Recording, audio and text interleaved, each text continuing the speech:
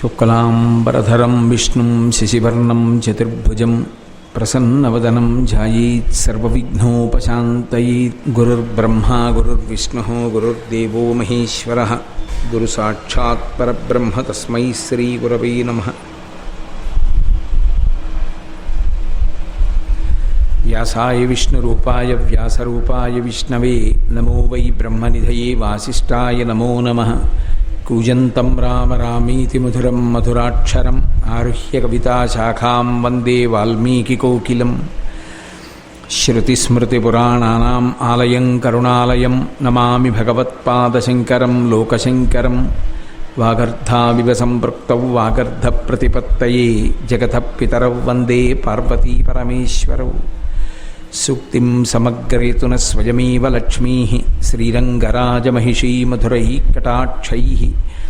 వైదగ్ధ్యవర్ణగుణగుంభనగౌరవైర్యాం కండూలకర్ణకుహరాः కవయోధయంతి. హైమోర్ధ్వపుండ్రమజహన్మకుటం సునాసం మందస్మితం మకరకుండలచారుగండం బింబాధరం బహుళదీర్ఘకృపాకటాక్షం. శ్రీవేంకటేశముఖమాత్మని సన్నిధత్తాం. విమలపటీ కమలకుటీ పుస్తకరుద్రాక్షసస్తహస్తపుటీ కామాక్షీ పక్ష్మలాక్షీ కలిత విపంచీ విభాసి వైరించీ. మనోజవం మరుతతుల్యవేగం జితేంద్రియం బుద్ధిమతాం వరిష్టం. వాతాత్మజం వనరయూధముఖ్యం శ్రీరామదూతం శిరసా నమామి. ఆపదామపహర్తారం దాతారం సర్వసంపదాం లోకాభిరామం శ్రీరామం భూయో భూయో నమామ్యహం. హరి ఓం. పరమేశ్వర స్వరూపైన సభకి నమస్కారం. అన్ని జన్మలలోకి నరజన్మ గొప్పది. జంతూనాం నరజన్మ దుర్లభం అని శంకర భగవత్పాదులు. నరజన్మ లభించడం చాలా కష్టం. ఎందుచేత అంటే నరునికొక్కనికే కర్మాధికారం ఉన్నది. కర్మాధికారము అంటే ఈశ్వరుడు వేదం ద్వారా ఏ పనులు చెయ్యండి అని చెప్పాడో ఆ పనులను శాస్త్ర ప్రకారంగా చేసేటటువంటి అధికారం ఉన్నటువంటి ఏకైక ప్రాణి మనుష్యుడు. మనుష్యుడు తప్ప ఏ ఇతర జీవికి కూడా కర్మాధికారం లేదు. శాస్త్రంలో ఇలా చెప్పారు అని తెలిస్తే కదూ ఆ కర్మ అలా చేయడం. శాస్త్రంలో ఇలా చెప్పబడింది అని తెలుసుకోవడానికి అవకాశం లేదు అసలు మిగిలిన ప్రాణులకు. ఎందుకంటే వాటికి బుద్ధి అన్నది లేదు. కేవలము బుద్ధి కలిగినటువంటి వాడు, శాస్త్రాన్ని తెలుసుకోగలిగిన వాడు, తెలుసుకున్న శాస్త్రానికి అనుగుణంగా కర్మ చెయ్యగలిగినటువంటి వాడు మనుష్యుడొక్కడే. మళ్ళీ ఈ మనుష్య జాతియందు కూడా అందరి యొక్క కర్మాధికారము ఒక్క విధానంలో ఉండదు. అందరికీ ఒకే రకమైన కర్మ చేసే అధికారం ఉండదు. మీతో నేను ఒక ఉదాహరణ చెప్పాలి అంటే, సంధ్యావందనం ఉందనుకోండి. సంధ్యావందనం కొంతమందికి నిర్దేశించారు. ఎందుకండి అలా? అందులో ఏమైనా పక్షపాతమా అంటే పక్షపాతం కాదు. కొంతమంది శాస్త్రాధ్యయనం చేసి బుద్ధి ప్రచోదనాన్ని దేవతల వలన పొంది సమాజానికి ఉపయోగపడవలసినటువంటి కర్తవ్యంతో పుడతారు. అలా పుట్టిన వారి బుద్ధి ప్రచోదనమై వారు శాస్త్రమునందు గౌరవంతో మర్యాదతో బ్రతికి సమాజాన్ని ఉద్ధరించవలసిన అవసరం ఉన్నవారు కనుక వారికి కాలమునందు ప్రత్యేకమైనటువంటి నియతిలో ఆయా కాలముల యందు చెయ్యవలసినటువంటి విధానాన్ని కొంతమందికి నిర్దేశించారు. అంతేకాని అందరికీ ఆ బరువు ఎత్తలేదు సమానంగా. అందరూ మొయ్యగలుగుతారు, మొయ్యలేకపోతారు. మనం చూడండి, ఒక తల్లి బిడ్డలే. ఒకడికి జీర్ణ వ్యవస్థ కొంచెం బలహీనంగా ఉంటుంది, అమ్మవాడికి సాత్వికమైన పదార్థం పెడుతుంది. ఒకడు పుష్టిగా ఉంటాడు, ఏది తిన్నా జీర్ణం అవుతుంది, వాడికి అన్ని పదార్థాలు పెడుతుంది. అమ్మ కడుపున పుట్టిన బిడ్డలే. అమ్మకి ఏమైనా ఒకడి మీద ప్రేమ, ఒకడి మీద కోపమా? ఎందుకు వేరుగా పెడుతుంది? అమ్మకి కోపం ఉండి కాదు, ఆ ఆరోగ్యాన్ని చూడడం కోసం అమ్మ ఎవరికి ఏం పెట్టాలో అది పెట్టినట్లు వేదం కూడా నిర్ణయం చేసింది. ఈ అధికారం ఉండి ఈ పని చెయ్యవలసిన వాడు ఇదిగో ఈ కర్తవ్యాన్ని చెయ్యవలసి ఉంటుంది. అలా కాకుండా సమాజం కోసమని పాటుపడి సమాజాభ్యున్నతి కొరకు కాయకష్టం చేసేటటువంటి వాళ్ళకి కాలంలో నువ్వు పొద్దున్న ఇది చేయి, మధ్యాహ్నం ఇది చేయి, సాయంత్రం ఇది చేయి, రాత్రి ఇది చెయ్యి అంటే అది చేస్తూ కూర్చోవడానికి వాళ్ళకి ఎక్కడుంటుంది అవకాశం? అందుకని వాళ్ళకి అది తొలగించి భగవన్నామాన్ని పలకడం, గురువు యందు భక్తితో ఉండడం, ప్రత్యక్ష పరమేశ్వరుడైనటువంటి సూర్యనారాయణమూర్తికి నమస్కారం చెయ్యడం, అటువంటి వాటితో సరిపుచ్చింది. అంత మాత్రం చేత అలా ప్రవర్తించినటువంటి వాళ్ళు, కర్మ అలా చేసిన వాళ్ళు ఏదో ఉత్తమగతులు పొందరు అని మీరు అనుకోకూడదు. ఎవరికి నిర్దేశించినటువంటి కర్మ వారు చేస్తే అందరూ పరమేశ్వరుణ్ణి చేరుతారు. అలా అందరికీ కర్మయందు సమానమైనటువంటి అధికారము లేకపోయినప్పటికీ పరమేశ్వరుడు అందరూ సమానంగా పూజ చేసి సమానమైన ఫలితాన్ని పొందడానికి ఏర్పాటు చేసినటువంటి ప్రాణి ఒక్కటే, అదే గోవు. సృష్టిలో గోపూజ చెయ్యడానికి అర్హతానర్హతలు లేవు. వీళ్ళు చెయ్యవచ్చు, వీళ్ళు చెయ్యకూడదు అని లేదు. ఒక ఉదాహరణ నేను చెప్పాలంటే, అగ్ని సంబంధమైనటువంటి కార్యాన్ని సన్యాసి చెయ్యకూడదు. అగ్ని సంబంధమైన కార్యాన్ని గృహస్థు చేస్తాడు. సంధ్యావందనాన్ని బ్రహ్మచారి చేస్తాడు, గృహస్థు చేస్తాడు, వానప్రస్థు చేస్తాడు. సంధ్యావందనాన్ని సన్యాసి నిర్వర్తించాడు. అలాగే సన్యాసి ఎప్పుడూ తిరుగుతూ ఉంటాడు. బ్రహ్మచారి గురువుగారు ఏ పని చెప్తే ఆ పని చేస్తాడు. గృహస్థు తన కుటుంబాన్ని నమ్ముకుని ఒక చోట ఉంటాడు. ఇలా ఒక్కొక్కళ్ళకి ఒక్కొక్క అధికార భేదం. ఒకరు చేసిన పని వేరొకరు చెయ్యకూడదు. దానం పట్టవచ్చు గృహస్థు, దానం పట్టకూడదు బ్రహ్మచారి, రేపటి కోసమని దాచుకోకూడదు. సన్యాసి దానం పట్టి రేపటి కోసమని దాచకూడదు. ఎవరి ఆశ్రమాన్ని బట్టి వాళ్ళకి అధికారం. కానీ అందరూ పూజ చేయడానికి యోగ్యము కలిగినటువంటి ఏకైక ప్రాణి ఈ భూమండలంలో గోవు ఒక్కటే. గోవుని బ్రహ్మచారి పూజ చేస్తాడు, గోవుని గృహస్థు పూజ చేస్తాడు, వానప్రస్థు పూజ చేస్తాడు, సన్యాసి పూజ చేస్తాడు, స్త్రీ పూజ చేస్తుంది, బాలురు పూజ చేస్తారు, దంపతులు పూజ చేస్తారు.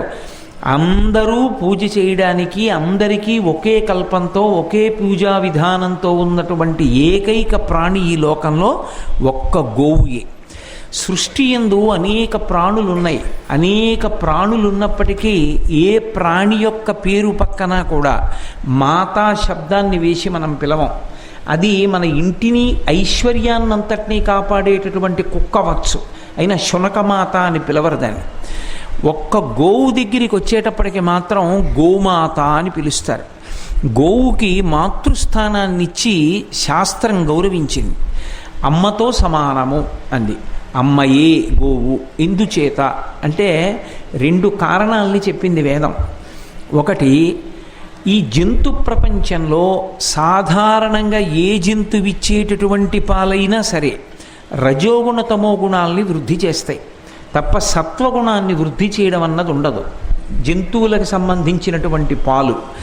కానీ ఒక్క ఆవు పాలు మాత్రం సత్వగుణాన్ని వృద్ధి చేస్తాయి, ఆరోగ్యాన్ని విశేషంగా నిలబడతాయి, సమీకృత ఆహారమై ఉంటాయి.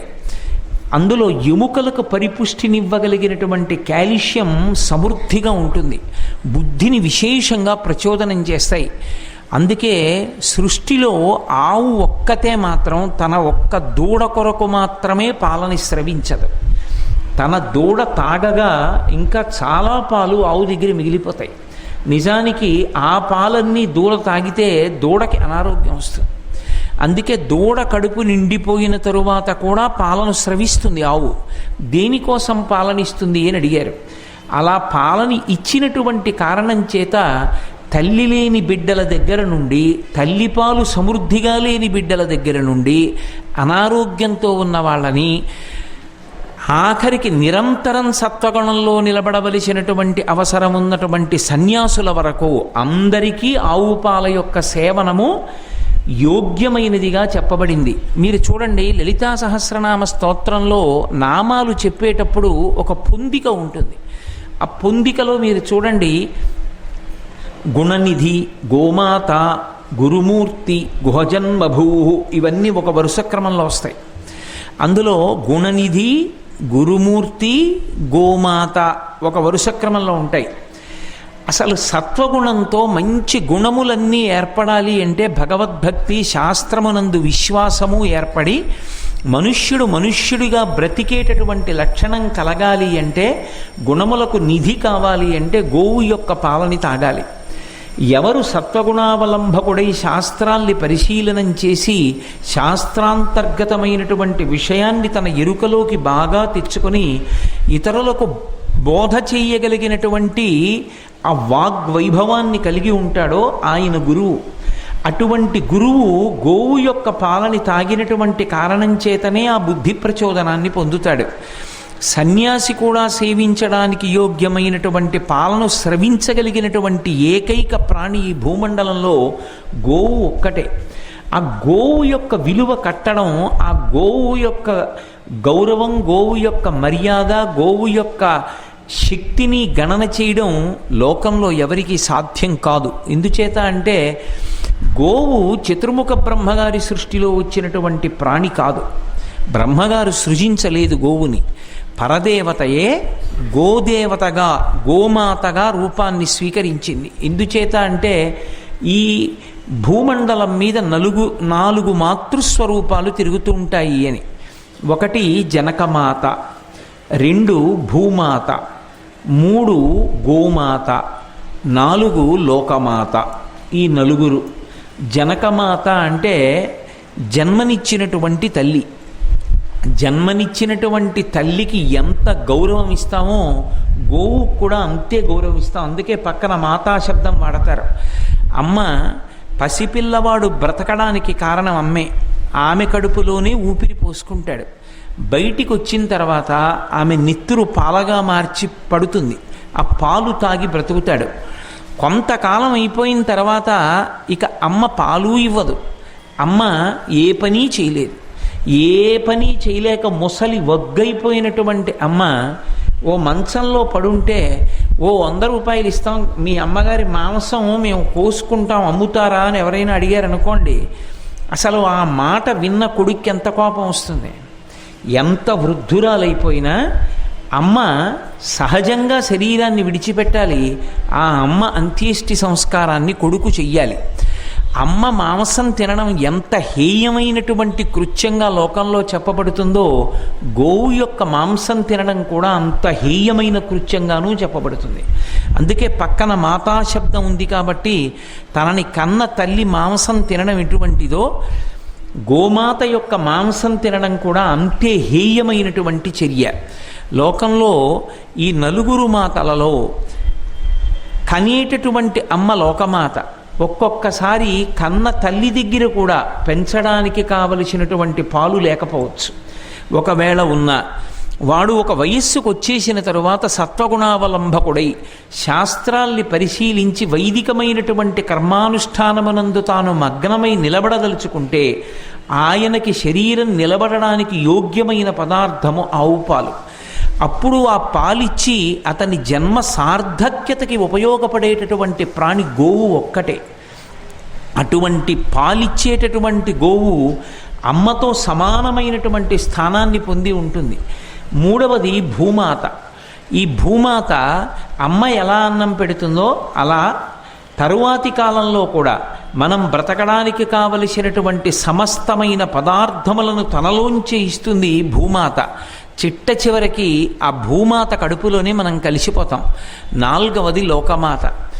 ఏ కొడుకైనా తను శరీరంతో ఉండగా తన తల్లి శరీరం పడిపోవాలి. అంతేకాని మా అమ్మగారి కన్నా ముందు నేను వెళ్ళిపోవాలని ఏ కొడుకు కోరుకోకూడదు కూడా. అటువంటప్పుడు సాక్షాత్ పరదేవతా స్వరూపమైనటువంటి తన కన్న తల్లి తనని విడిచిపెట్టి వెళ్ళిపోయినటువంటి బాధ పొందుతాడేమోనని ఏ వ్యక్తి అయినా అమ్మవారు లోకమాతగా ఏదో దేవాలయంలో ఉండడం కాదురా, గోమాతగా నేను ఎక్కడ చూస్తే అక్కడ తిరుగుతూ ఉంటానని చెప్పింది. ఓ పుట్టినరోజు వస్తే, అందుకే పుట్టినరోజు వచ్చింది అన్నప్పుడు మళ్ళీ పుట్టినరోజు లోపల గండకాల ఉంటే అది తొలగడానికి నల్ల నువ్వుల్ని చేతిలో వేసుకుని ఆవు పాలు బెల్లం ముక్క కలిపి ఒక ప్రత్యేకమైన మంత్రంతో లోపలికి పుచ్చుకుంటారు. అలా పుచ్చుకుంటే వచ్చే పుట్టినరోజు వరకు కూడా ఏ విధమైనటువంటి గండము లేకుండా మళ్ళీ చూడగలుగుతాడు. అమ్మ చేత్తో తల మీద నూనె పెట్టి ఆశీర్వచనం చేసి ఇష్టమైన మధుర పదార్థాన్ని వండి పెట్టేటటువంటి అమ్మ కొడుక్కి కొంత వయస్సు వచ్చిన తరువాత కనుమరుగైపోయినా ఆ అమ్మ స్థానంలో ఉండి ఎప్పుడూ బిడ్డ యొక్క అభ్యున్నతిని కోరగలిగినటువంటి వేరొక తల్లి రూపంలో తిరిగేటటువంటి ఏకైక ప్రాణి గోమాత ఒక్కటే. ఆ గోమాత కూడా కనపడలేదు అనుకుంటే తల్లి భూమాతగా ఉండి అన్నం పెడుతోంది. కాదు కాదు, ఈ రూపాలన్నీ ఎక్కడి నుంచి వచ్చాయంటే దేవాలయంలో ఉన్నటువంటి ఆ లోకమాతలోంచి వచ్చాయి. కాబట్టి 4 మాతాస్వరూపములతో ఈ లోకంలో అమ్మవారు తిరుగుతూ ఉంటుంది. అందులో ప్రధానమైనటువంటి స్వరూపం గోమాతా స్వరూపం. ఆ గోవు యొక్క శక్తి, గోవు యొక్క విలువ చెప్పడం ఎవరికీ సాధ్యం కాదు. మీ అమ్మగారి విలువ ఎంత అని ఎవరైనా అడిగాడు అనుకోండి, ఆ మాట అన్నందుకు ఎంత కోపం వస్తుంది. గోవు విలువ కూడా అంతే. గోవుకు విలువ లేదు శాస్త్రంలో. ఎందుచేత అంటే దీన్ని వేదాల్ని భూతద్దంతో చూపించగలిగినటువంటి పురాణంలో ఒక చోట గోవు యొక్క విలువని నిర్ధారించారు. ఎలా నిర్ధారించారంటే, నహుషుడు అని ఒక మహారాజు, చక్రవర్తి కాడు. మహాభారతంలో వచ్చేటటువంటి నహుషుడు వేరు, ఈ నహుషుడు వేరు. ఈయన మహారాజు. ఆ నహుషుడు రాజ్య పరిపాలన చేస్తున్న కాలంలో చ్యవన మహర్షి ఆ రాజ్యం సమీపంలో, అంటే తీర ప్రాంతంలో సముద్రం ఉంది. ఆ సముద్రంలో జలస్తంభన విద్య చేత తపస్సు చేస్తున్నాడు. జలస్తంభన విద్య అంటే నీటి లోపలికి వెళ్ళి ప్రాణాల్ని నిలబెట్టుకుంటారు. అదొక ప్రక్రియ. మనకి చేత కాదు కాబట్టి లోకంలో ఎవరికీ చేత కాదు అనుకోకూడదు. చంద్రశేఖరేంద్ర సరస్వతి మహాస్వామి విజయవాడ వచ్చినప్పుడు కృష్ణానది ప్రవాహం మీద 1.5 సేపు కూర్చుని ఆయన ధ్యానం చేశారు. మహాత్ములకు చెల్లుతుంది, వారు చేయగలరు. నేను కాశీపట్టణం వెళ్ళినప్పుడు గంగానది మీద అలా యోగంతో తేలుతూ ధ్యానం చేసిన వ్యక్తుల్ని ఎన్నో పర్యాయాలు చూశాను. కపిలతీర్థం నీటి మీద పద్మాసనం వేసుకుని తేలుతూ ధ్యానం చేస్తున్న వ్యక్తిని నేను ఈ మధ్య క్షేత్ర పర్యటనకి వెళ్ళినప్పుడు కూడా చూశాను. కాబట్టి ఒక్కొక్కరు యోగ సాధన ద్వారా శక్తిని సాధిస్తారు. నీటి మీద కూర్చుని ఎలా ధ్యానం చేయగలరో నీటి లోపలికి వెళ్ళి కూర్చుని కూడా అలా ధ్యానం చేస్తారు. దాన్ని జలస్తంభన విద్య అంటారు. అలా చ్యవన మహర్షి సముద్రంలోకి వెళ్ళి జలస్తంభన విద్యతో అక్కడ కూర్చుని ధ్యానం చేసుకుంటున్నారు, తపస్సు చేసుకుంటున్నారు. ఆయనకి బాహ్య స్మృతి లేదు. సదాశివ బ్రహ్మేంద్రులు ఒకసారి కావేరీ నది తీరంలో కూర్చుని ధ్యానంలో మగ్నమైపోతే వరదలు వచ్చాయి. ఆ వరదల్లో ఆయన శరీరం వెళ్ళిపోయి చాలా కాలం అయిపోయింది. అయిపోయిన తరువాత ఇసుక తవ్వుకునేటటువంటి కొంతమంది రైతులు ఎడ్లబండి తీసుకొచ్చి కావేరీ నదిలో మేట వేసిన ఇసుక తవ్వుతున్నారు. ఆ పార తగిలి నెత్తురు పైకి చిమ్మింది. ఏముందని తీసి చూశారు. ఆ ఇసుకలో కూరుకుపోయి అలాగే ధ్యానమగ్నులయ్యే ఉన్నారు సదాశివ బ్రహ్మేంద్రులు. వారే కంచి కామకోటి పీఠానికి వారి ముందు గురువు గారి వరకు ఉన్నటువంటి గురువుల వైభవాన్నంతటినీ స్తోత్రం చేశారు. దానికే గురురత్నమాల అని పేరు. ఒక్కొక్క శ్లోకంలో ఒక్కొక్క గురువు యొక్క వైభవాన్ని ప్రకాశింపజేశారు వారు. సదాశివ బ్రహ్మేంద్రులు ఎలా భూమి లోపల ఉండిపోయి కూడా ధ్యానం చేశారో అలా చ్యవన మహర్షి సముద్రంలోకి వెళ్ళి సముద్రంలో కూర్చుని ధ్యానం చేస్తున్నారు. చేపలు పట్టుకునేటటువంటి వాళ్ళు పడవలో వెళ్ళి పెద్ద వల వేశారు సముద్రంలో. ఒక రోజంతా కష్టపడి వేసి కొన్ని రోజులు ఉంచుతారు ఆ వలని. అది బాగా కిందికి దిగి చేపల్ని పట్టుకుంటుంది. పడవలో కూర్చుని అలాగే వలని ఈడుస్తూ ఒడ్డుకు తీసుకొచ్చారు. తీరా బయటికి వచ్చినప్పుడు చూస్తే ఆయన పద్మాసనంలో కూర్చుని తపస్సు చేసుకుంటున్నవారు పద్మాసనంతోనే వలతో ఈడవబడ్డారు ఒడ్డుకి. వాళ్ళు చ్యవన మహర్షిని చూసి హడిలిపోయారు. అయ్య బాబోయ్, మహర్షి సముద్ర గర్భంలో కూర్చుని వారు తపస్సు చేస్తుంటే మనం వల వేసి తీసుకొచ్చాం, ఎంత అపరాధమోనని భయపడి వెళ్ళి మహారాజుకి చెప్పారు. మహారాజు చ్యవనుడు గబగబా వచ్చాడు. వచ్చి చ్యవన మహర్షిని గుర్తుపట్టి ఆయనకి అర్ఘ్యపాద్యాది క్రియలను ఆచరించి వారికి నమస్కరించాడు. ఆయన బహిర్ముఖులై ఆయన అన్నారు, మహారాజా, నేను సముద్రంలో ఉండగా ఈ జాలరి వాళ్ళు వల వేసి నన్ను ఒడ్డుకు తెచ్చారు. నేను ఈ ఒడ్డుకు వచ్చాను. మహారాజు అన్నాడు, ఇది నా రాజ్యం.